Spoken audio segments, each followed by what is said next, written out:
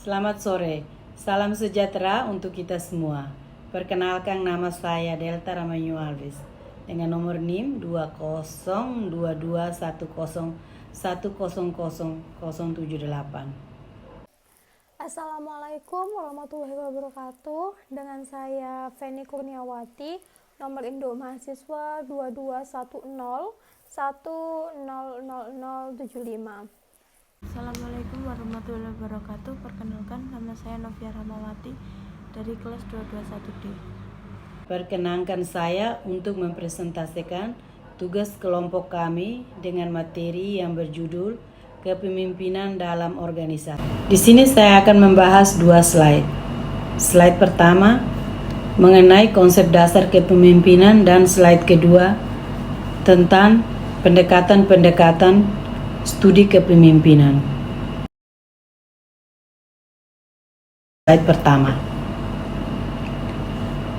Saya akan menjelaskan tentang konsep kepemimpinan. Kepemimpinan menyatakan proses atau kegiatan salah satu pentingnya kepemimpinan, karena manusia itu adalah makhluk sosial yang tentunya hidup akan berinteraksi antara satu dan yang lain. Akibat interaksi antara satu dan yang lain tersebut, maka manusia akan hidup berkelompok dalam kelompok yang besar maupun kelompok kecil. Agar kelompok itu tidak pecah belah, tentu perlunya seorang pemimpin. Seorang pemimpin itulah yang menjaga integritas dari sebuah kelompok dari pemimpin tersebut. Inilah yang merupakan hakikat dasar dari kepemimpinan itu sendiri. Slide kedua membahas tentang pendekatan-pendekatan studi kepemimpinan. Pendekatan-pendekatan tersebut dibagi menjadi beberapa di antaranya, yaitu pendekatan sifat, pendekatan kekuasaan, pendekatan perilaku, dan pendekatan situasi. Pertama, saya akan menjelaskan tentang apa itu pendekatan-pendekatan studi kepemimpinan. Pendekatan-pendekatan studi kepemimpinan adalah kemampuan seseorang untuk bisa mempengaruhi orang lain atau bisa memandu seseorang untuk mencapai satu tujuan. Pendekatan kepemimpinan diantaranya pendekatan sifat, yaitu orang yang dilahirkan dengan sifat-sifat yang diwariskan untuk menjadi pemimpin. Pendekatan selanjutnya, pendekatan kekuasaan. Pendekatan kekuasaan adalah kemampuan seseorang untuk merealisasikan tujuannya. Umpamanya, orang-orang yang berada di puncak pimpinan satu organisasi, seperti manajer, direktur, kepala, dan sebagainya, yang memiliki kekuasaan dalam konteks mempengaruhi perilaku orang-orang secara struktural. Organisator berada di bawahinya. Selanjutnya, pendekatan perilaku adalah proses mengarahkan, mempengaruhi kegiatan yang berhubungan dengan tugas. Kedekatan yang berdasarkan perilaku adalah berdasarkan pemikiran bahwa keberhasilan atau kegagalan suatu pemimpin ditentukan oleh sikap dan gaya kepemimpinan yang dilakukan seorang pemimpin. Selanjutnya, pendekatan situasi. Teori kepemimpinan adalah suatu pendekatan terhadap kepemimpinan bahwa pemimpin memahami perilakunya. Pendekatan tergantung juga terhadap tugas, pekerjaan, atau fungsi yang dibutuhkan secara keseluruhan. Demikian dulu penjelasan saya mengenai slide 1 dan slide 2. Terima kasih. Untuk poin 3, pendekatan perilaku kepemimpinan. Perilaku kepemimpinan dapat dipelajari dari pola tingkah laku dan bukan dari sifat-sifat pemimpin. Karena sifat seseorang sukar untuk diidentifikasi. Beberapa ahli berkeyakinan bahwa perilaku dapat dipelajari. Hal ini berarti orang yang dilatih dalam perilaku kepemimpinan yang tepat akan memimpin secara efektif. Namun, keefektifan perilaku kepemimpinan ini dipengaruhi oleh beberapa variabel. Jadi, perilaku tidak mutlak menentukan keberhasilan untuk kepemimpinan. Berikut macam-macam pendekatan perilaku kepemimpinan. Yang A. Pendekatan diri, B. Pendekatan kekuasaan, C. Pendekatan perilaku, dan D. Pendekatan situasi. Untuk yang pendekatan diri itu mempunyai ciri khas, yaitu dapat dilihat apakah pemimpin tersebut merupakan hasil turun-menurun yang dimiliki seorang pemimpin, seperti kecerdasan, kemampuan, mengawasi, inisiatif, ketenangan diri, dan kepribadian. Pendekatan ini itu menyimpulkan bahwa pemimpin ada karena muncul secara lahiriah. Kemudian yang B itu pendekatan kekuasaan. Nah, pendekatan ini menjabarkan bahwa dengan suatu kekuasaan, seseorang dapat mempengaruhi bawahannya. Namun, ada hal yang perlu diingat bahwa seorang pemimpin yang mampu menggunakan wewenang secara efektif akan meningkatkan motivasi bawahannya untuk mensupport usaha dan gagasan yang dikembangkan oleh pemimpin tersebut. Begitu juga sebaliknya. Kemudian yang C, pendekatan perilaku. Nah, pendekatan ini menitik beratkan bahwa pemimpin itu ada karena dibina atau dibentuk berdasarkan potensi diri yang ada. Pendekatan ini berbeda dengan pendekatan ciri yang menyatakan pemimpin ada karena lahiriah.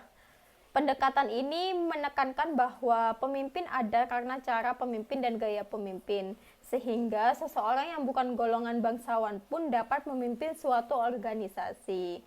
Kemudian yang D itu pendekatan situasi. Pendekatan ini memfokuskan bahwa pemimpin dalam mengambil suatu kebijakan, suatu organisasi, bukan karena perilaku diri saja, melainkan dilatari pula oleh faktor eksternal. Dengan kata lain, ada dua indikator penting bahwa pemimpin memiliki pendekatan situasi, yaitu ciri pribadi pemimpin dan situasi organisasi, sehingga pemimpin mengambil kebijakan berdasarkan akal sehat, namun tak lupa juga melihat situasi organisasi yang terjadi. Untuk yang poin 4 itu fungsi-fungsi kepemimpinan. Ada banyak tipe kepemimpinan yang dimiliki oleh para pemimpin untuk mencapai tujuan organisasi atau perusahaan. Dengan beragam tipe tersebut, ada fungsi-fungsi kepemimpinan yang idealnya dimiliki oleh seorang pemimpin, yaitu yang A, memimpin atau leading. Fungsi pertama seorang pemimpin adalah memimpin, berkomunikasi, dan memotivasi anggotanya untuk bekerja mencapai tujuan perusahaan.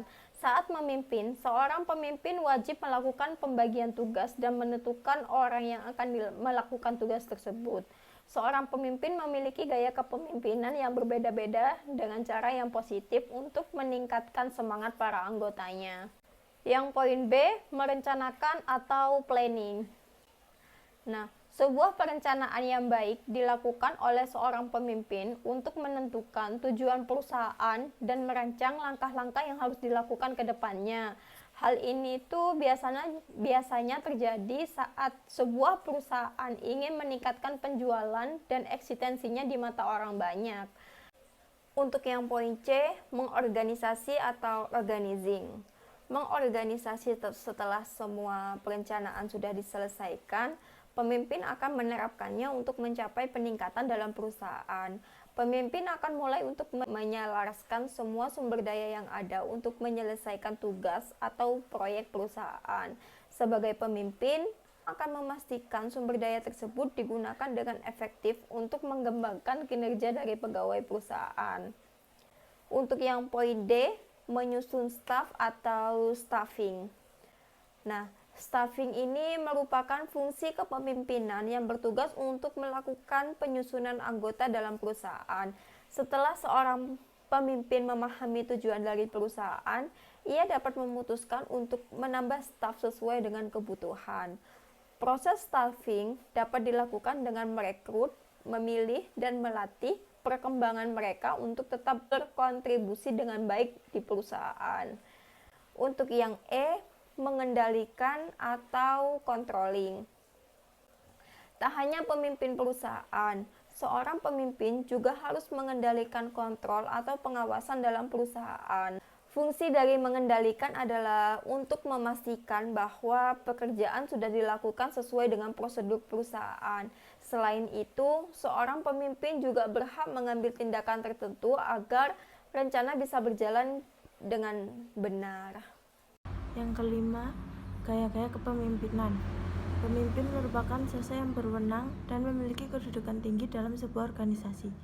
Dengan berbedanya karakter dan sifat seseorang, ada banyak tipe atau gaya kepemimpinan yang dimiliki oleh para pemimpin di dalam organisasi atau perusahaan, yaitu sebagai berikut.